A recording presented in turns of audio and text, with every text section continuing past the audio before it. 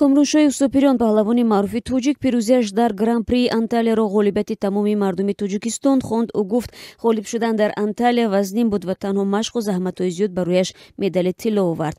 Комроншоҳи Усопириён рӯзи 9 апрел дар суҳбат бо радиоозодӣ гуфт, омодагиаш ба сабқати Анталия хуб буд ва ҳамроҳ бо мураббиёнаш барои соҳиб шудан ба медали тилло тайёрии ҷиддӣ дида буд.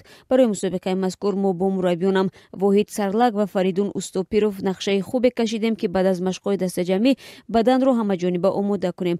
Шукри худо аз ҷиҳати техникӣ, психологӣ мураббияҳоям ҳамроҳи ман хуб кор карданд. Ғалабаи ман пирӯзии мардуми тоҷик аст, гуфт Комроншоҳ.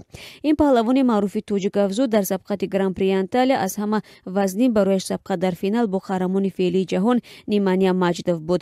Комроншоҳ мегӯяд, ӯ ва мураббиёнаш медонистанд, ки бо рақиби пурқуввате рӯбарӯ мешаванд. Аз ин хотир ба қавли Комроншоҳ нақшаи мураббияҳоям чунин буд, ки ман бояд бо суръат кор мекардам. Ин ҳариф хеле пурқувват аст ва назди ман вазифа гузошта буданд, ки 3 дақиқа бо суръат кор кунам ва ӯ хаста шавад. Хушбахтона ҳамин хел низ шуд ва ман ӯро мағлуб кардам, гуфт Комроншоҳи Устопириён. Ин варзишгар баъд аз анҷоми мусобиқаи байналмилалии гран-при дар Анталия ин шабрӯз дар машқҳои дастаҷамӣ дар ин шаҳр иштирок дорад. Дар назар аст, ки ӯ рӯзи 16 апрел ба душанбе баргардад. Наздикони Комроншоҳ ин шабрӯз барои пешвозгирии ӯ омода мешаванд.